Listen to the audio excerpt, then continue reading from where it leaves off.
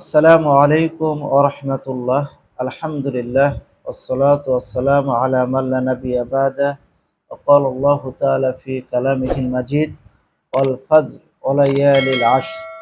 সংক্ষিপ্ত হামদ ও সালাতের পরে আজকে আমরা যে বিষয় নিয়ে আলোচনা করব, ফজলু আশরি জিলহিজ্জাহ, জিলহজ মাসের ফজিলত সম্পর্কে। জিলহজ মাস জিলহজ মাসের প্রথম 10 দিন একজন মুসলিম ব্যক্তির জীবনে অত্যন্ত গুরুত্বপূর্ণ। এখানে এই 10 দিনে অনেক কি আল মুবারাকাতু ওয়া আসারুহাল আযীম, যে জিলহজ মাসের এই 10 দিনে অনেক কি বরকত রয়েছে এবং অনেক প্রভাব রয়েছে একজন মুসলিম ব্যক্তির জীবনে। এই সম্পর্কে আমরা প্রথমে কোরআন, হাদিস এবং বিভিন্ন সালাফদের কওল থেকে জানব জিলহজ মাসের ফজিলত সম্পর্কে। প্রথমে আসেন আমরা জানবো এই বিষয়টি আল্লাহ তাআলা কি বলেছেন।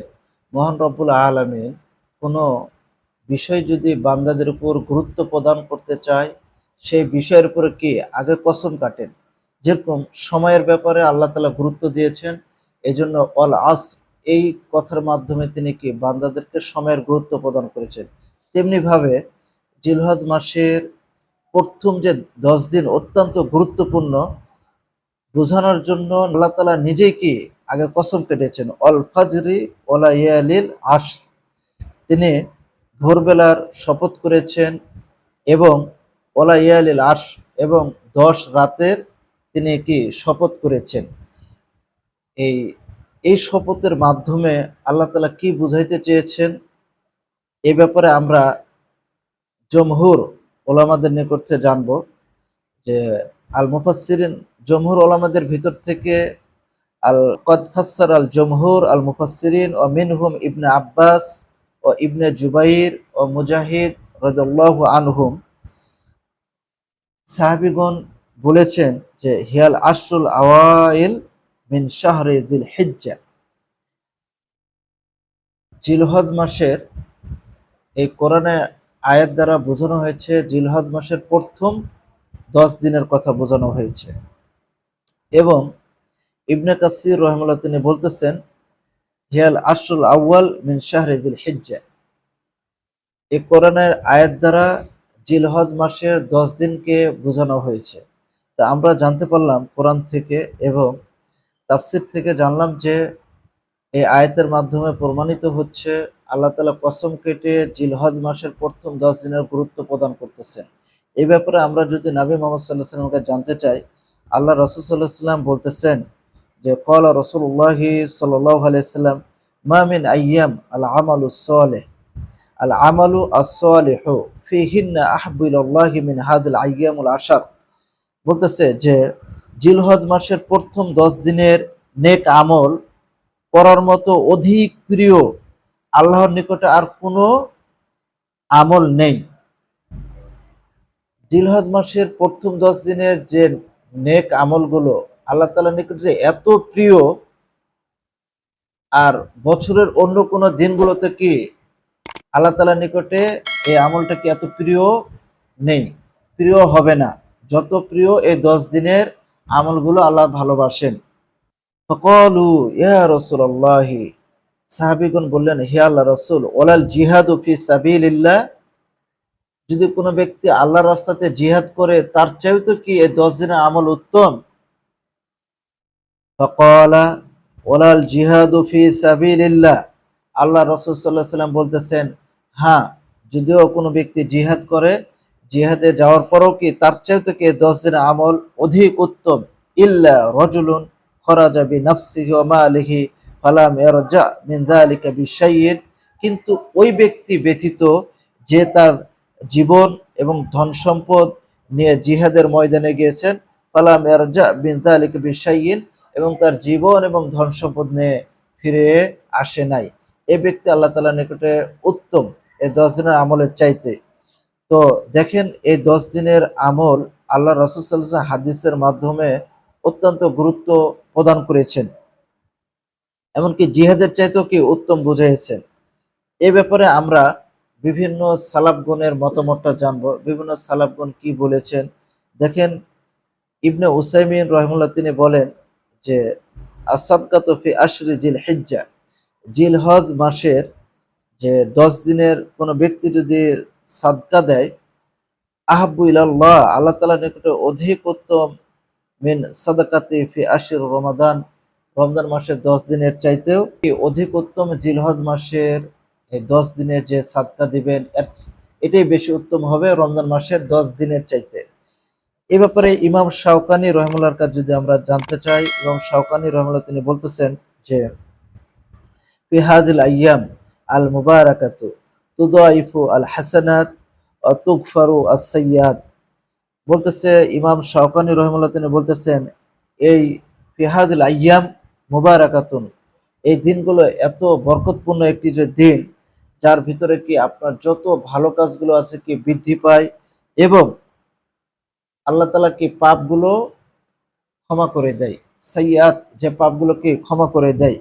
ওয়াহিয়া ফুরসাতুন লা তাউদু লিল মুসলিম ফি হায়াতিহি, এটি একটি মুসলিম, একজন মুসলমানের জীবনে একটি সুবর্ণ সুযোগ। এই সুযোগগুলো কি বারবার ফিরে আসে না।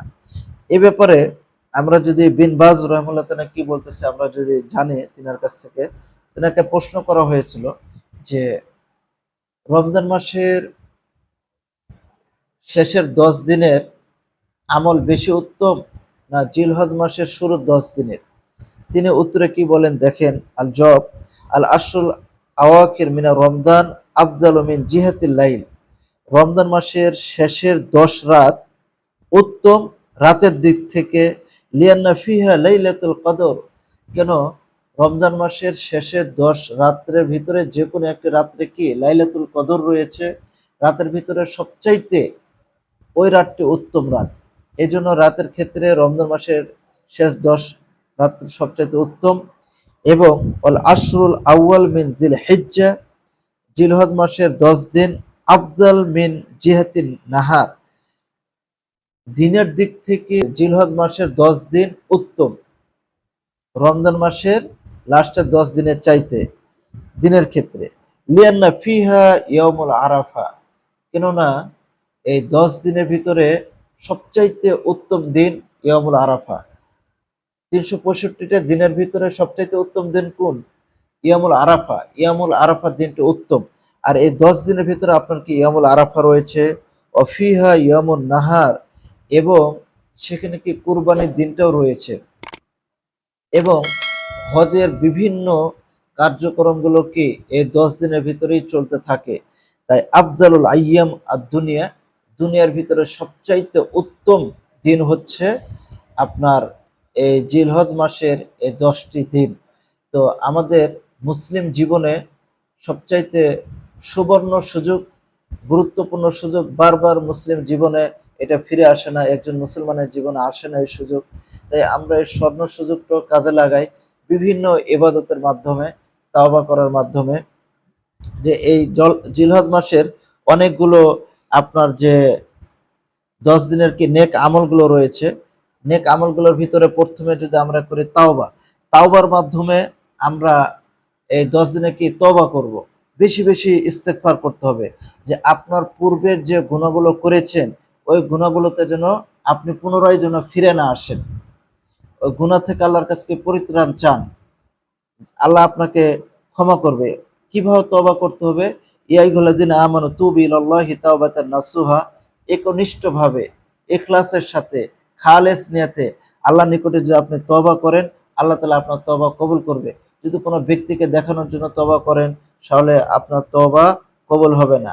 এই 10 দিনের ভিতরে আমরা আরো যে আমলগুলো করব, সময় মতো ফরজ ও নফল সালাতগুলো গুরুত্বের সাথে আমরা কি আদায় করা, অর্থাৎ ফরজ ও ওয়াজিব সমূহ সময় মতো সুন্দরভাবে পরিপূর্ণভাবে আদায় করা। যেভাবে আদায় করেছেন প্রিয় নবী হযরত মুহাম্মদ সাল্লাল্লাহু আলাইহি সাল্লাম, ঠিক ওইভাবে আমাদেরকে কি ফরজ সালাতের এগুলো কি সুন্দরভাবে আমাদের আদায় করতে হবে। সাথে সাথে আপনার কি নফল ইবাদতগুলো কি বেশি বেশি করতে হবে। 3 নাম্বার বিষয় সিয়াম পালন ও রোজা রাখা, অর্থাৎ এই 10 দিনে আপনি কোন আমলটি করবেন, 10 দিনে কি আপনি সিয়াম পালন করবেন। এ ব্যাপারে একটু কথা রয়েছে। কেউ কেউ বলছেন যে আপনার শুধু তিসআ দ্বারা কি নবম দিন ইয়ামুল আরাফার দিনে কি রোজা রাখতে হবে, না শুরু থেকে 1 থেকে আপনার 9 তারিখ 9টি রোজা রাখার কথা বলতেছে। তো এখানে আপনারা যদি পারেন 1 থেকে 9 তারিখ পর্যন্ত, হ্যাঁ, আপনারা এই দিনে যদি রোজা রাখতে পারেন, এটা সবচাইতে কি আপনাদের জন্য ভালো হবে, উত্তম হবে। ঈদের দিন আপনি ঈদের দিনে যে সিয়ামটা রাখবেন, সকালবেলাতে আপনি কিছু না খেয়ে ঈদের সালাত পড়া আসার পর আপনি মিষ্টি মুখ করবেন, ওটা আপনার জন্য সিয়াম হয়ে যাবে। তো আসেন যে সিয়াম পালন করবেন, চেষ্টা করবেন 9টি রোজা রাখার জন্য দিনের বেলাতে আপনারা, এবং হজ উমরা করা এই 10 দিনের যদি সমর্থনবান ব্যক্তিরা আপনার কি হজ এবং উমরা করবেন। আর 5 নম্বর বিষয়, আপনারা যে কাজগুলো করবেন আল্লাহর জিকির করা, বেশি বেশি কি আল্লাহর জিকির করবেন।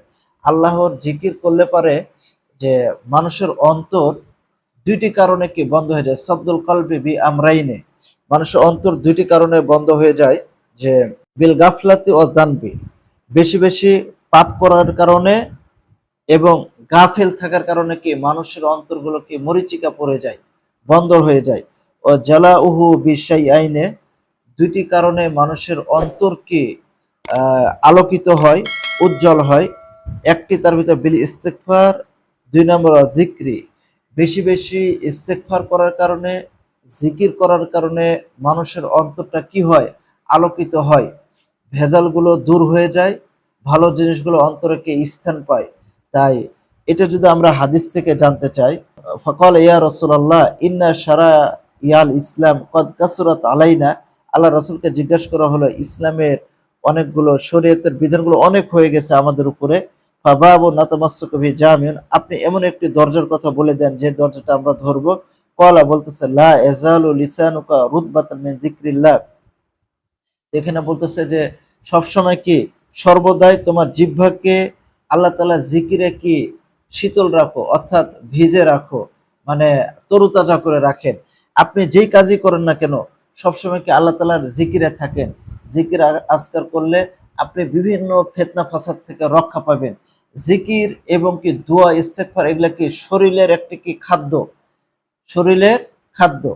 আপনারা জিকির থেকে কোনো সময় যেন আপনাদেরকে গাফেল না করতে পারে। বিশেষ করে এই 10 দিন আপনারা কি বেশি বেশি জিকির আজকার করবেন। সাথে সাথে আপনারা এই 10 দিনে সুবহানাল্লাহ, আলহামদুলিল্লাহ, লা ইলাহা ইল্লাল্লাহু, আল্লাহু আকবার, মানে তাকবীর, তাহলিল ও তাহমিদ, এই জিনিসগুলো কি বেশি বেশি আপনারা বলবেন।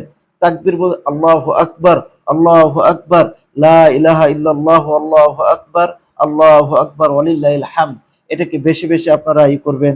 এবং আরাফার দিনে রোজা রাখা, আরাফার দিনে কেউ কি রোজা রাখতে ভুলবেন না।